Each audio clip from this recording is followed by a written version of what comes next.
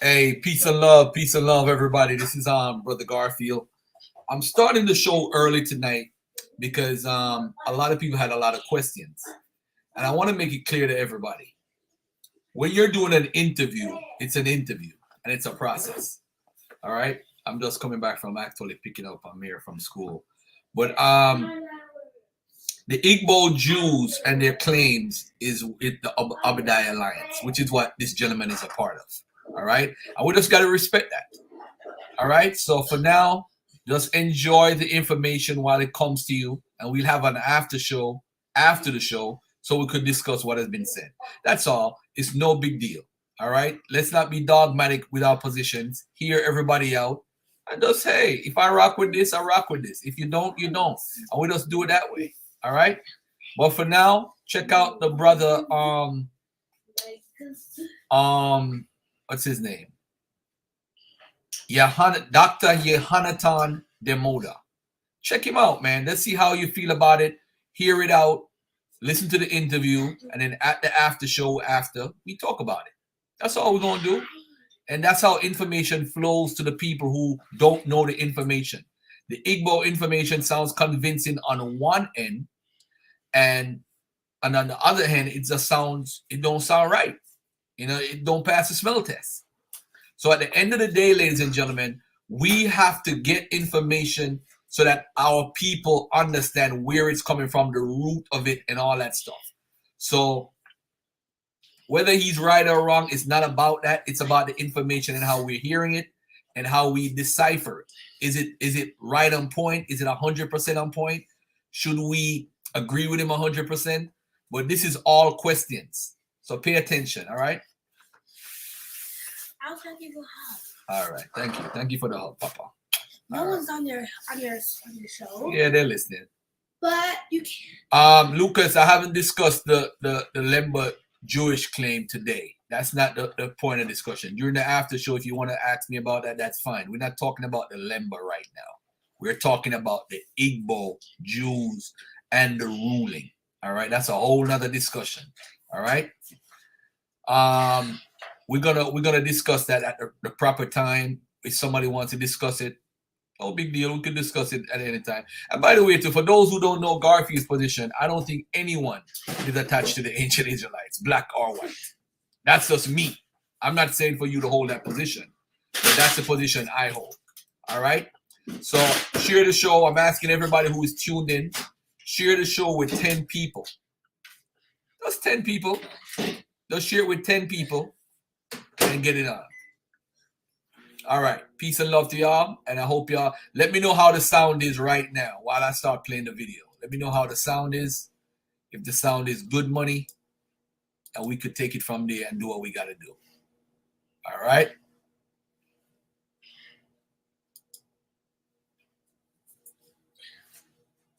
Yes, ladies and gentlemen, this is part 2.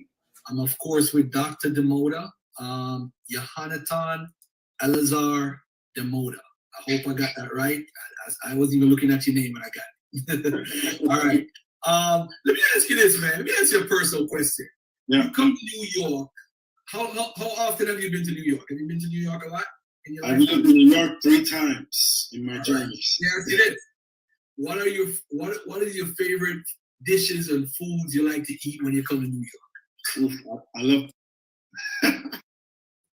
I love pizza. That's number one. I love the diversity of Jewish foods in New York. Mm-hmm. You have the whole Jewish world in that city. You have Indian Jewish food. You got Chinese Jewish food. You have food from Georgia, the Republic of Georgia, from Israel, from everywhere. Mm-hmm. From everywhere. There's no Dominican Jewish food. Somebody tried to do it, but it didn't work out. It didn't work out. Okay. Hey, let me find. Do you find in the history that there's a good side of history and there's a bad side, right? And in the bad side, when you look at Sephardic Judaism on Jews, do you find that wherever the slave trade was, that's where Sephardic Jews were the ones who weren't participating in the slave trade now? Right. Good ones. Well, were living in those countries also where the slave trade was. because they had like a safe haven where they could practice Judaism. Do you find that? Yes, I would say that. I would say that so. And when we look at the archives, for example, of the West Indies Company, the Jews that were trading along or parallel to or within the West Indies Company, they received special concessions to be able to practice Judaism and to trade, whether it was in Curaçao, in Brazil, Suriname, all these places. They were able to do that only because they received the rights to be able to do it. They had more rights in the colonies than back in Europe. In Europe, they were tolerated, and they had to be on low key. But in the Caribbean, in the West Indies, they had a lot of political religious autonomy. And I believe that's one of the main reasons why those Jews that went there, they stayed there and they didn't go back. Okay. Yeah, they were actually comfortable. Let me get to these questions here. I have around 11 questions. Okay. Let me see if I could ask these in the best of ways.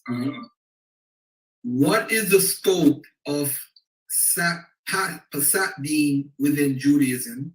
Is it obligatory for all Jews to defer to its conclusion, or is it limited to those under the authority of the signatories? Oh, that's a very good, awesome question. I love that question. So, a Pesach Din, or a legal ruling from Bet Din, is not obligatory for all communities to accept. However, traditionally or historically speaking, when a particular community in one region issues a Pesach Din, that becomes the law for that community.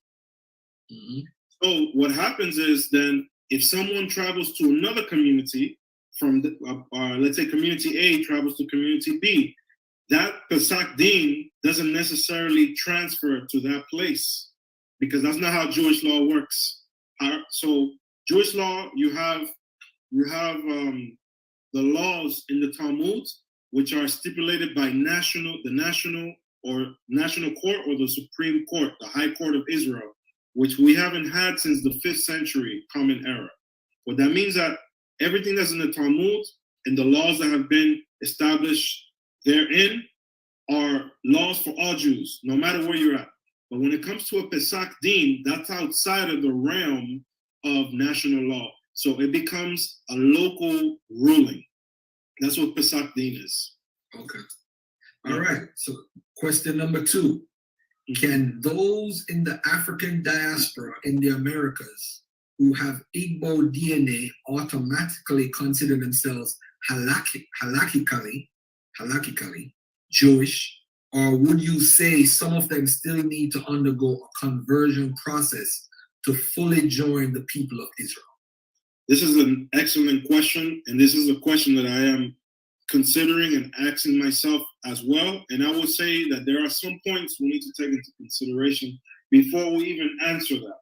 So the first thing is the following. If we say that the Igbos, if we begin from the premise that Igbos are Israelites, and Igbos are then enslaved, they're taken to the Western Hemisphere as slaves.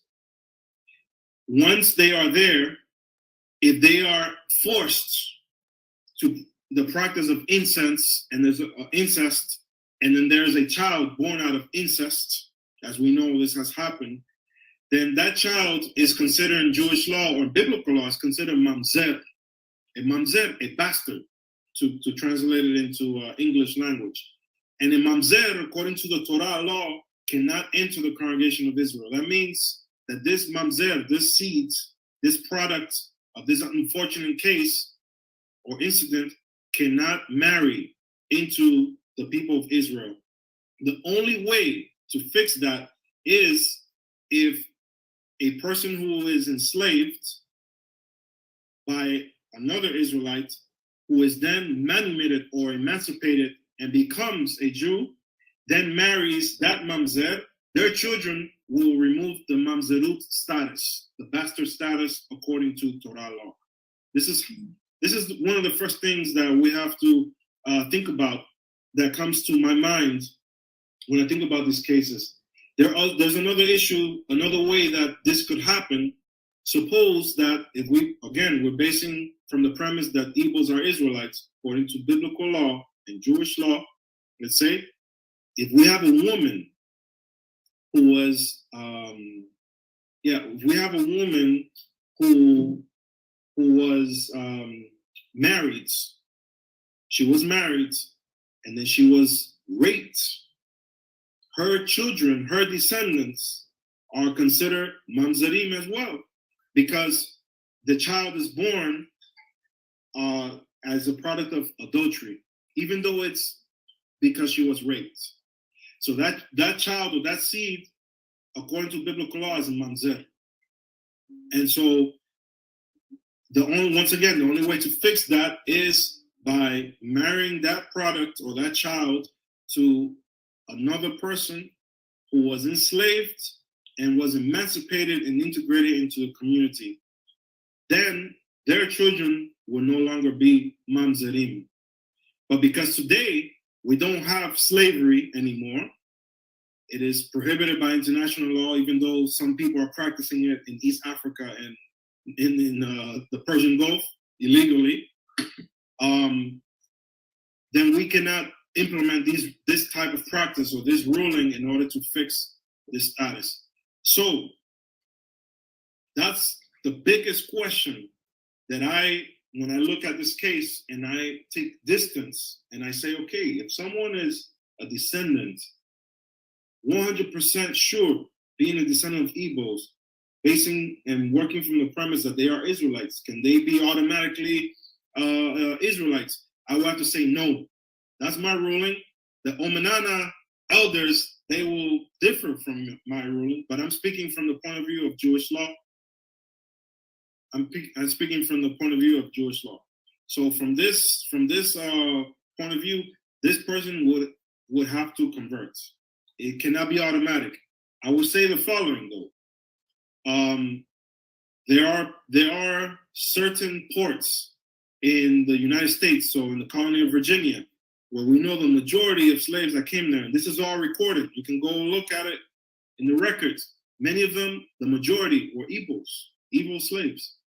So if someone can trace their lineage going back there maternally, if we're speaking from the point of view of Jewish law, maternal link to an Igbo woman, then this would make this person Igbo and Israelite or Jewish according to this premise.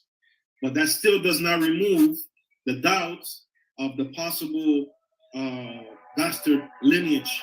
So how would we know this? The only way is by having a genealogy to know who are they marrying. And here's a difference in approach between Ashkenazi and Sephardic. In the Ashkenazi approach of law, they would actually look for the doubts. They will look for the dint of doubt and look for the mamzer, for the bastard. Whereas in Sephardic law is, no, we don't, if it's not clear that it's there, we don't say that it is. You have to prove that this is the case.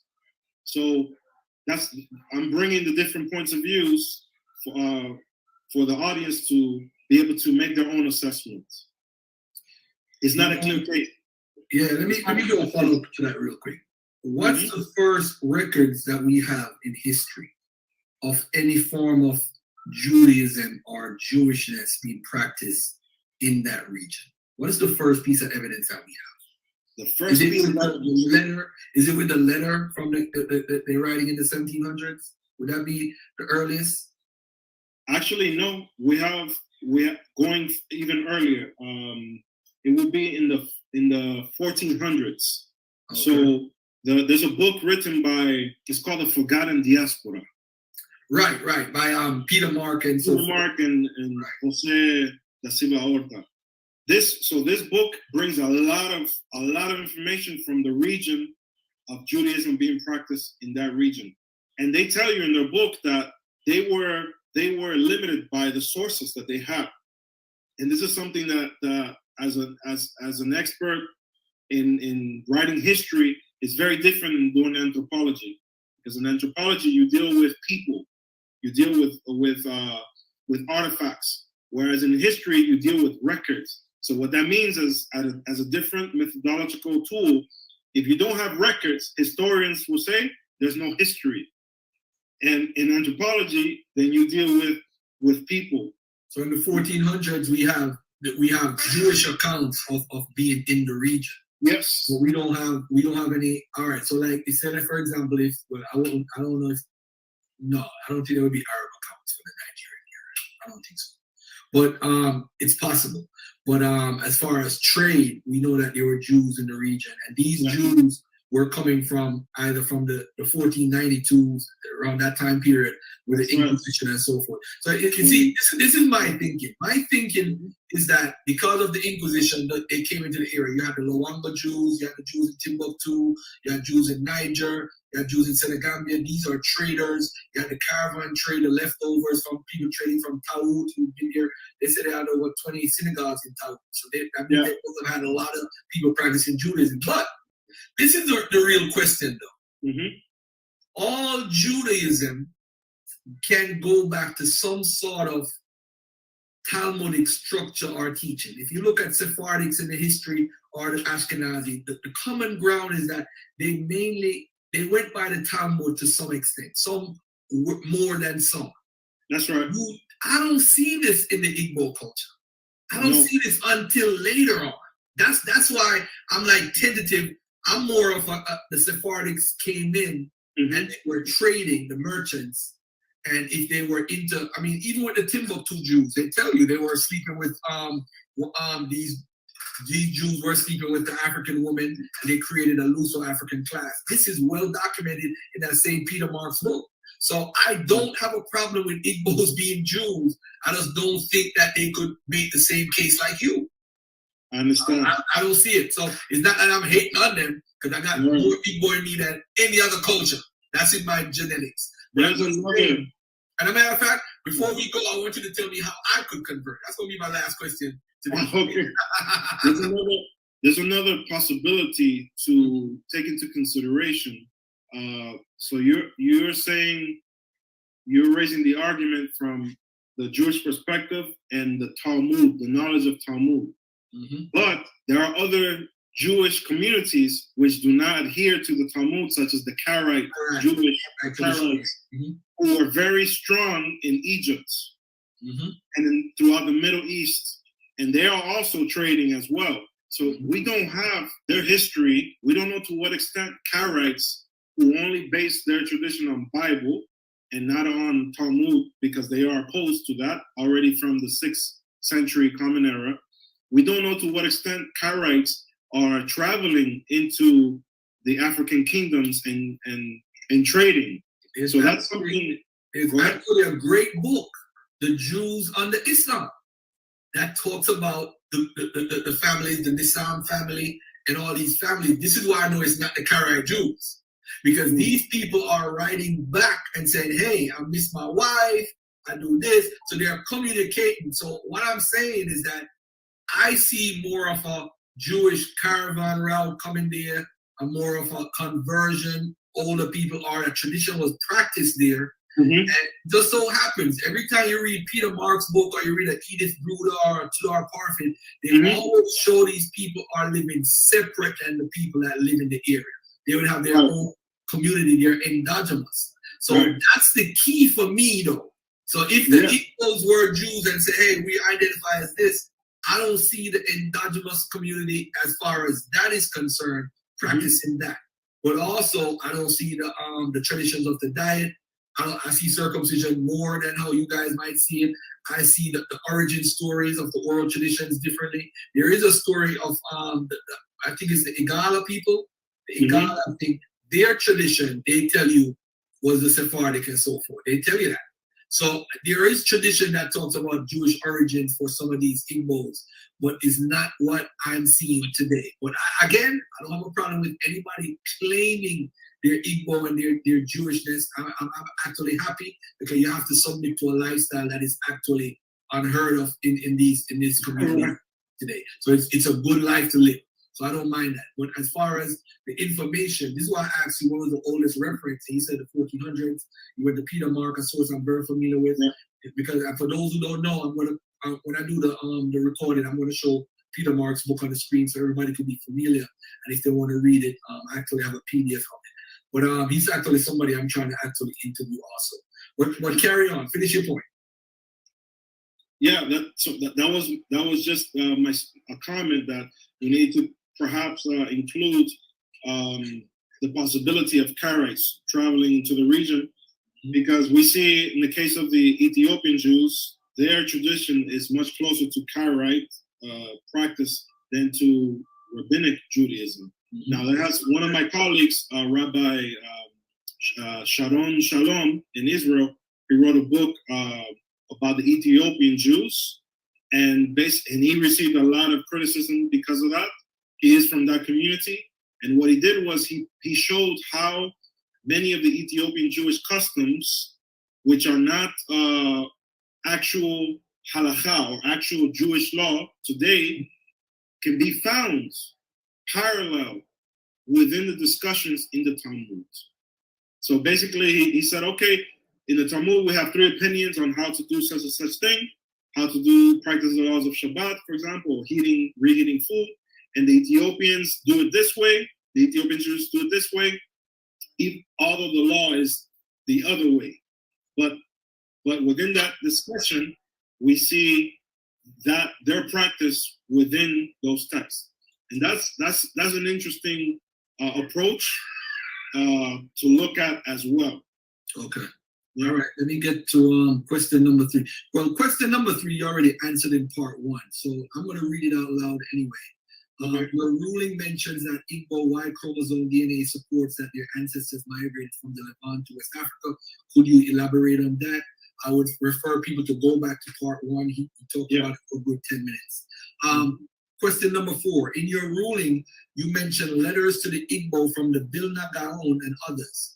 Yeah. Can you elaborate on sources which interested readers might turn to if they want to peruse those writings? Okay, so the letter written by the Gaon of Vilna, he was a very important rabbi in Lithuania, what's Lithuania today, in the 19th century, and he, or rather in the 18th century, so we're talking about 1700s, and he wrote a letter to an emissary in Safat, so today Safed, northern Israel, the Upper Galilee region, to be addressed to the Igbos or the Jews in the Sambantion region, river area. Mm-hmm. So here, this letter is very long. It's a beautiful letter. When you read it, it's written in Hebrew. When you read this letter, you see the prophetic language right from the Bible, how it is applied to these Israelite brothers who are living in this region. This letter, you can find it on Sefaria.org. Sefaria.org. It has been loaded there. I don't know exactly the link, but it's on there. If you search for it, you will find it. I'll put it in the section when we put this video out so people could see it. And a link if people, definitely I'll put a link for it. I've read it. The other two letters written by the rabbis from England, you can find the source in the writings of Daniel Lees, who is actually one of the anthropologists of the Igbo community. He is a Swiss Jew or Israeli Jew who's living in Switzerland, and he's a scholar, a PhD as well, and he has done much research, anthropological research on the grounds in the region, and he published in his books, he published these letters. So you can find it in his writings, Daniel Liss, L-I-S. Okay. All right. Question number, hold on 1 second here.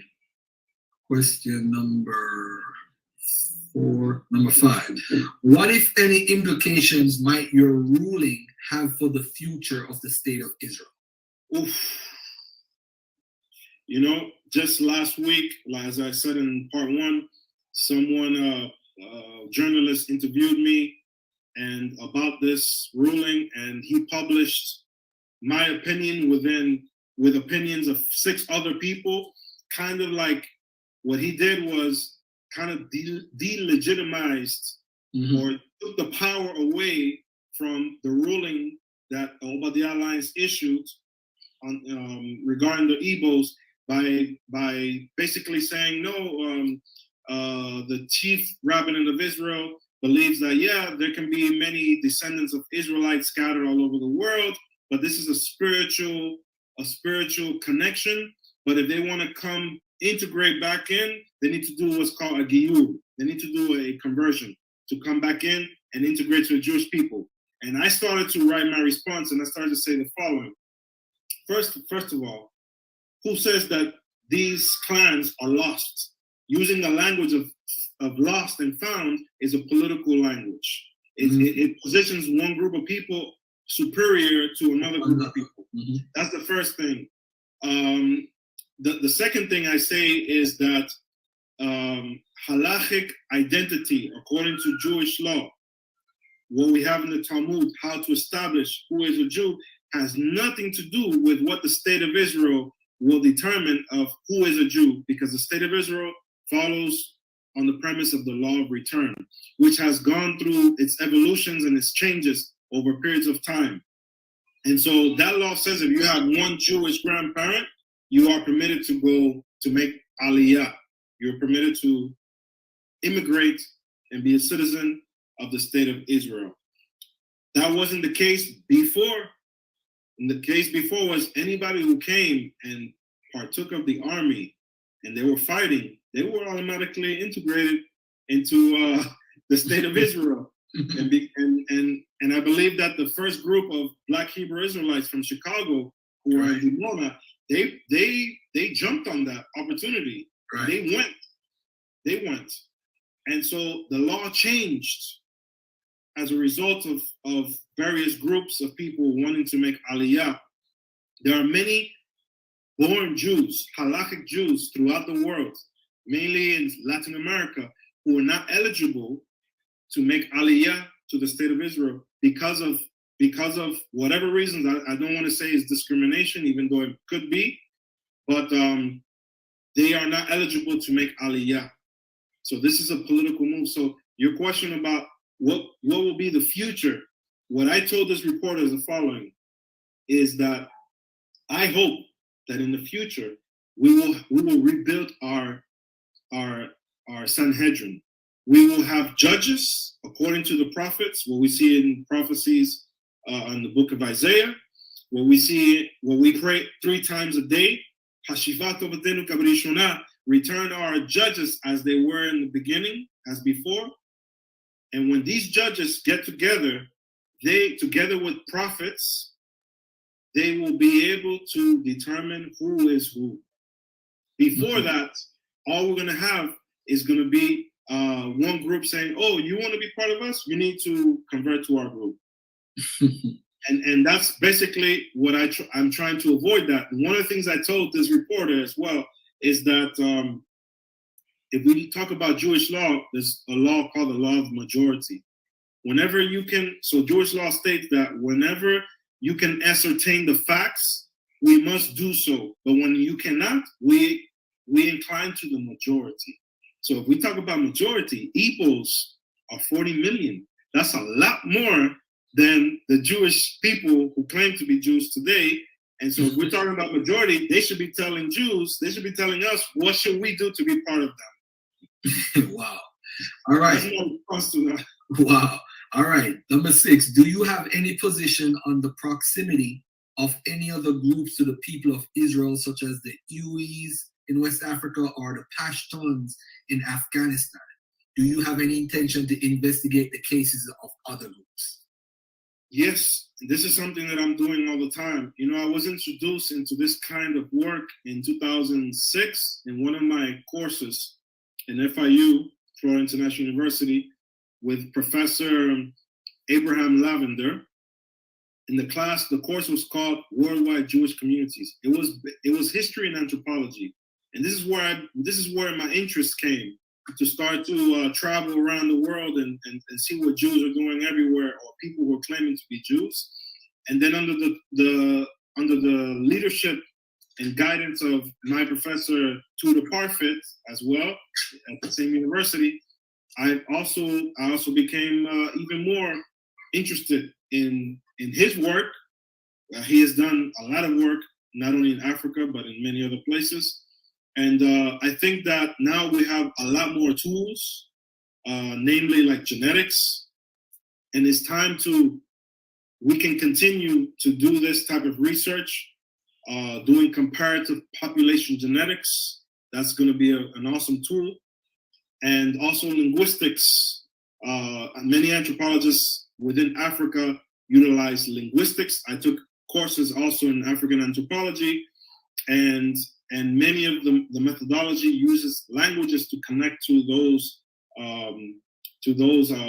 parent languages, those four languages, whether it's Afro-Semitic, Nilo-Saharan, Khoisan.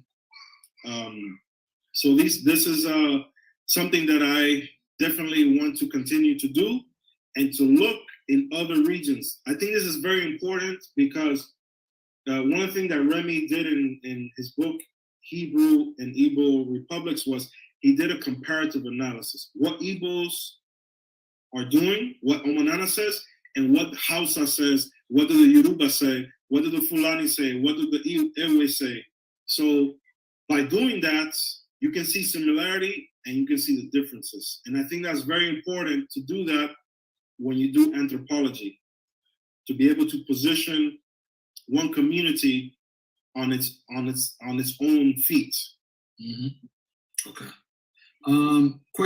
Next question. Regarding the Sephardim in Iberia, were they originally Black African or were they white? Oof, very good question. Well, that's a difficult question to answer, but I would say the following. There are many things I can say. First, there have been different migrations of Jews into the Iberian Peninsula.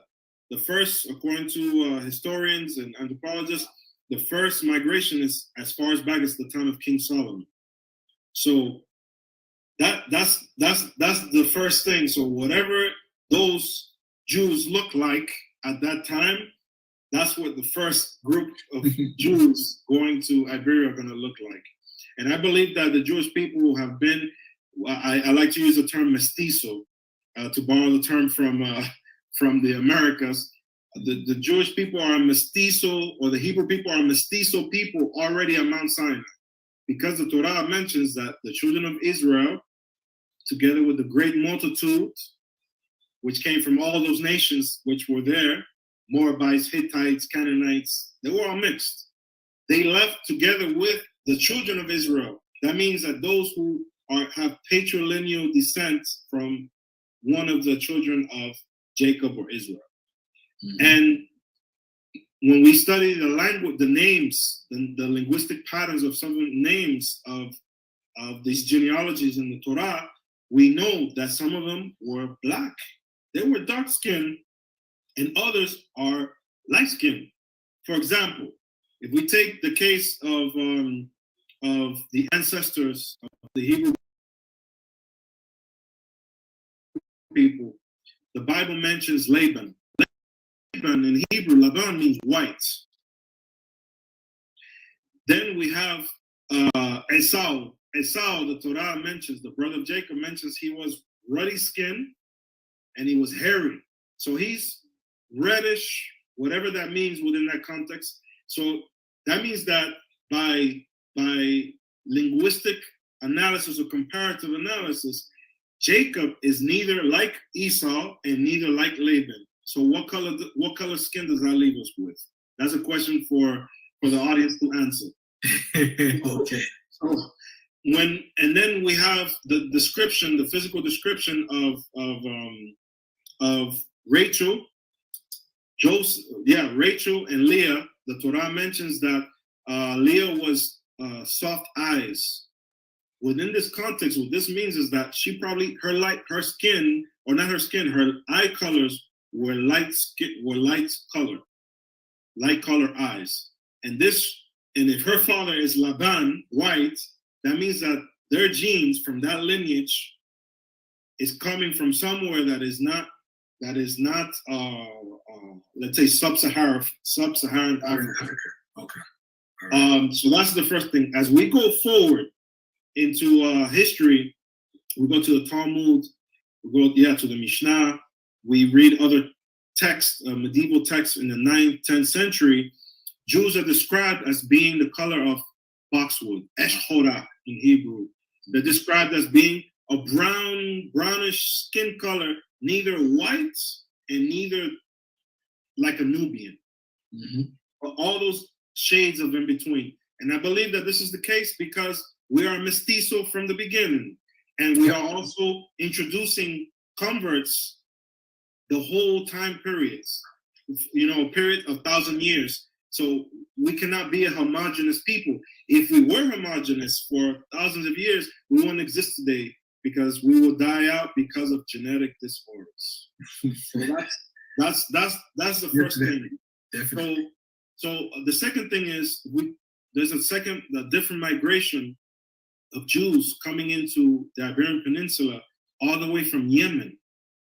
From Yemen, they traveled through North Africa and went into the Iberian Peninsula together with the Muslims who came in 711. So if we look at the Yemenite Jewish community, how they are very dark. So for us to say that the original Sephardic Jews were black or white, I believe that this is irrelevant. This is an irrelevant question because we really don't know. Now, here's the third thing I would say. Among Sephardic Jews, there are many surnames which hint to the skin color of the patriarch of the family. For example, moreno. Moreno in Spanish means someone who is dark, brown. Then we have another surname, Boca Negra, which means black mouth, literally. We have another surname, Pardo. Pardo means also is a person who's mixed between white and black, if you want to use those terms. A mulatto, so to speak, is Pardo. We have other names. Let me see. I'm trying to think of another name that's like that. But what I'm basically saying is that if we analyze these surnames are not descriptive of an entire community. Those surnames are given specifically because their patriarchs are known as such. So if I were to base it on language, I would say that a majority of Sephardic Jews at the time when surnames are imposed on Jews, they are neither Boca Negra, neither are they Moreno, and neither are they Pardo. Wow. Yeah. All right. I have a very interesting question here. This question says, Hebrew Israelites believe the true Sephardic Jews were black and the whites are fake or converts. What are your thoughts? Okay, so this type of question is based on the premise that if you are white, you cannot be a legitimate Jew or a legitimate Hebrew or Israelite. And we know that's false already because I explained that before.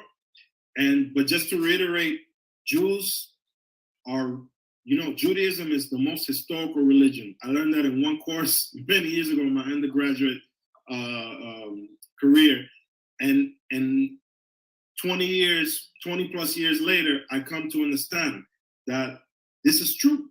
And we have records of migrations of Jews going everywhere, all the way from the Middle East on the Silk Road, going all the way to China, and going the other way into Europe as well.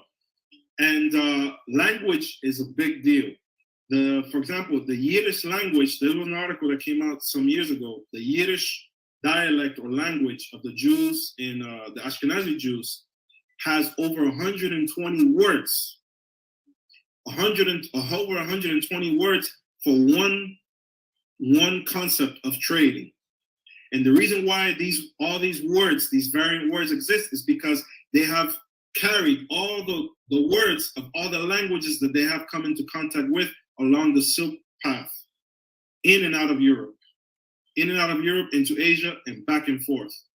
So that's the first thing. The second thing is, when we look at genetic studies of the Ashkenazi Jewish community, along the paternal lineage and at least one maternal lineage, they have contacts or direct links with Jews in North Africa and the Middle East. So what that means is that these Jewish traders were traveling along the Silk Path, and they went into Europe out of Asia, and they established Jewish enclaves there, and they converted local women into the Jewish community. They introduced them into the community. And then after generations passing, their children are not going to look like them.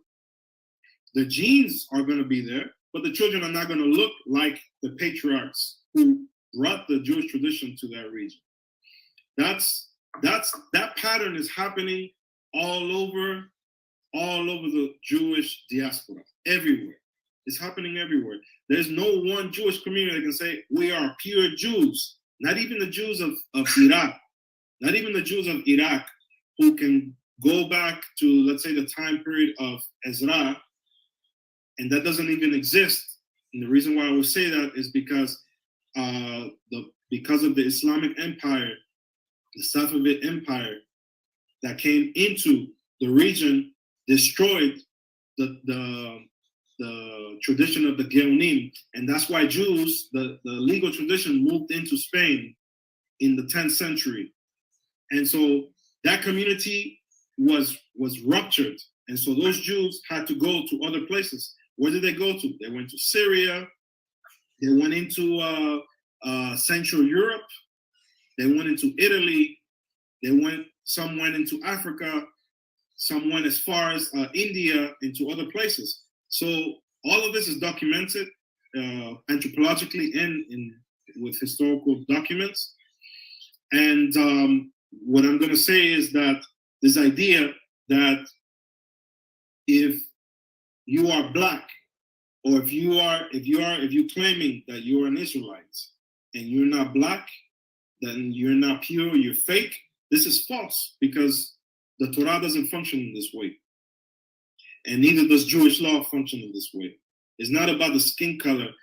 Being a Jew or being a Hebrew in the Torah is someone who is part of the Berit. Berit means covenant. If you are part of that contract between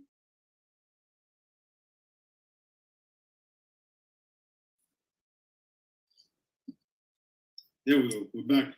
If your ancestors were part of the Berit, the contract between the Eternal One and the people at Sinai, then you are a participant of that covenant. That covenant cannot be broken unless there's marriage outside of the covenant. And this is the reason why when someone converts, the conversion is taking on the covenant that was made at Mount Sinai. So these group of people who are saying that you cannot be a real Jew if you are not Black, what it is saying is that they don't believe in the concept of Berit. They believe in the concept of Black supremacy. All right. What is the best approach for Black people interested in Judaism, where you like to avoid racism and simply just embrace Judaism? It's a very good question. If we're talking about, you know what? I think I have some solutions for this. It's probably not the most practical, because it will demand people to move. But in the United States, there are halachic Jewish communities and rabbis or halachic Jews who cater to the African American people who want to partake and be part of the community. That's one approach. I will give another approach, and this is my experience having gone to Morocco and having gone to many different Jewish communities. Sometimes I go to some Jewish communities and people look at my skin color and they automatically assume that I have to be a convert because of my skin color. But the question is, I don't blame those people, because that kind of community, they haven't been exposed to Jews of other places. So that's ignorance on their part. And I have had to school, not one time, many times I have had to school Ashkenazi Jews in New York, in New Jersey, in Israel, wherever, on the history of my family. And when I explain the history and then I throw it back at them, they put their head down. Why do they do that? Because they can't trace, most cannot trace beyond 3 generations because of the Shoah, the devastation that happened in World War II, unfortunately. So going back to the legal aspect that I explained before, those Jews are Jews today because of Hazakah, because none of that entire Jewish community doesn't have records that connects them going back beyond the 19th century, for the most part. So they are Jews because of Hazakah, legal presumption. And you talk to any rabbi of that community, and they will tell you that. So I have the fortune, the luck. I wouldn't say luck because I spent many years studying my genealogy and tracing and traveling to different places, that I can trace back as far as I can. And so when I do that, I have to school these people. So, but the reason why I'm mentioning this is because when I went to Morocco, I didn't have to do that. I was embraced easily, without having to say, oh, I'm so-and-so, I'm from this country, or this is my lineage, or I'm a Jew because of this. And I didn't have to do any of that, because Jews there are all the shades of brown. In Morocco, you have Jews that are very light-skinned, you have Jews that are very dark-skinned, and you have Jews who are brown and red and all the colors. And so what that means is that if someone who comes from the United States or anywhere in the world who's Black, I think they should approach the rabbinic authorities in Morocco. They will not receive that discrimination because of their skin color. Okay. That's good to know. Should Hebrew Israelites consider formal conversion rather than argue against the legitimacy of modern non-Black Jews?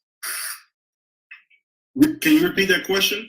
Should Hebrew Israelites consider formal conversion rather than argue against the legitimacy of modern non-Black Jews? Oh, good question. I was just in a thread, some weeks that just closed down with some Black Hebrew Israelites and some halachic Jews who are of the African American community, and we were discussing this. And I believe the following: if someone from the Black Hebrew Israelite community wants to belong or wants to be part of the Berit, that covenant, he or she can do so by approaching the local Jewish community. I don't guarantee that the local Jewish community is going to receive them, but if they want to do that, they can do that. Or if they want to create their own communities, they can do the same thing. But don't construct your community by deconstructing somebody else's community. That's not fair to do that, and it's not sound to do that. I believe that to go back to part one, someone who is suffering identity crisis wants to belong. And the beauty of the Jewish tradition is that anyone can belong regardless of your skin color, regardless of your sexual preference. This has nothing to do with Berit. Berit is a covenant that's made between the eternal one and the people of Israel. If you want to be part of that Berit, you need to go through the procedure for the Berit. So you have Berit Milah and you have Tebilah. Berit Milah is a circumcision. And it's not just circumcision. It is ritual circumcision according to the Berit, the rules of Berit. And then you have Tebilah, which is ritual immersion. So it's not just like a bath or a nice shower. It's done before 3 judges who are authorized by a community to witness someone who is taking the covenant, just like all our ancestors did at Mount Sinai. Wow, that's amazing. All right, 2 more questions and then we'll be finished. Okay. For some reason, a part of my group, somebody wants to know, what is your actual paternal haplogroup, if you want to share it with us? My paternal haplogroup is E1, so the old one, because they changed the way you do it. So one is E1B1B, and the other is EM2. So Okay. That's the way they are measured. Okay. Oh, that's all. They're changing this all the time. Okay. They're changing all the time. All right. Is there racism against Black Jews in Israel? Oof. Is there racism? I would say, racism is one thing and racial discrimination is another. So racism, we're talking about racism, we're talking about the ideology that one person's skin color is better than the other. And when we talk about racial discrimination, we're saying that someone of this skin color, will be barred or prohibited from partaking or participating in something. So I believe at the legal level, the level of politics and so on and so forth, racial discrimination doesn't exist on that level.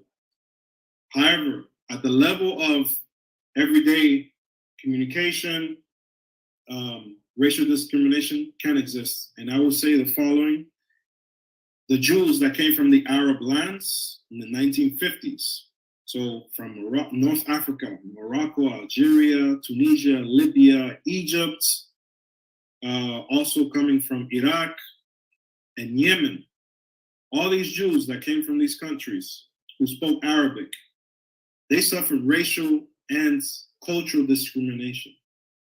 And we can see that in the writings in the 1950s of some of the prime ministers, some of the leaders of the nation, calling them darkies or blacks, shahurim or kushim, these pejorative terms, also calling them Arabs because of their culture. They were very biblical in the sense of how they eat food with their hands, how they speak the Hebrew language. They were discriminated against. And one of the things that I have done in Israel is I like to talk to the older generation of those, so the children of those that came from those countries. And when I speak Arabic as well, and when I ask them if they know Arabic, they say, no, we don't know. And I ask, like, why don't you know Arabic? No, we were not allowed to speak this language. We were not allowed to speak this language. Then I understood that the state of Israel wanted to construct a new identity which was not connected to Arabness. I was at a conference once on the state of Israel and the Hebrew language in Miami at the Jewish Museum, and I asked the question. I dared to ask the question: why wasn't the Arabic language made the official language when the state of Israel was found, knowing that the majority of people who are living there speak that language? And everybody looked at me like who are you? Why are you asking that question? Or how dare you? And I said it from a very practical point of view. And through the response that I received, and in my studies, anthropological studies with Jews of the descendants of Jews of the Arab lands in Israel and outside of Israel, I understood that Israel wanted to create a new Jewish identity with a new language. It's Hebrew, but it's constructed in a very Western way, not the way Jews in the Arab lands speak Hebrew. And so there you have the discrimination. And one of the things you hear at the level of the people, on the ground level, is that you will never find Jews from these countries in positions of leadership in the state of Israel. So is there racial discrimination? For sure there is. There's racial discrimination, even though the law says that there's not. So that you have the idea and you have the reality. Oh, man. Thank you for that, man. Listen, this is part 2, ladies and gentlemen. I want to say to you, man, it was a pleasure. It's an honor. I feel like I've known you for 10 years, man. You're a good guy, man. You're definitely a good guy. And I enjoyed every piece of the information that you dropped on us. And I'm definitely looking forward to the response in the comment section when I do hear this video. So it's probably going to air probably in a week's time. But you know what it is. This is beauty, man. This is beautiful. All right, so ladies and gentlemen, I want to say again, thank you to my guest, Dr. Yehonatan Elazar De-Mota. And my brother, man, has a history that we all need to check out. His journey, going back to the 12th century, he's able to trace his roots. This is something I just don't think, honestly, I think Igbo can do based on their culture of no writings in the Western Central Africa at that time, but also the fact that I don't see the Talmudic or the Karaite tradition being carried down. But again, we do see Inquisition and we do see people leaving out of Portugal and Spain and going to these areas. There's a lot of evidence of Judaism going into Western Central Africa. All right, my brother. Thank you very much. Peace and one love.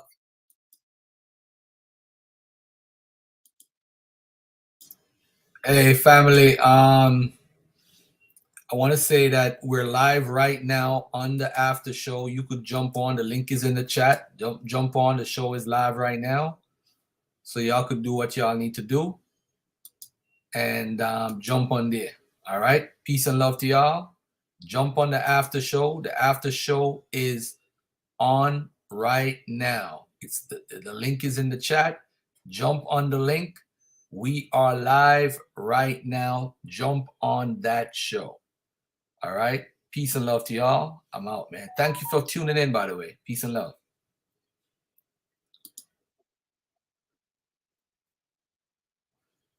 Come on. Jump on the after party, man. Jump on the after party.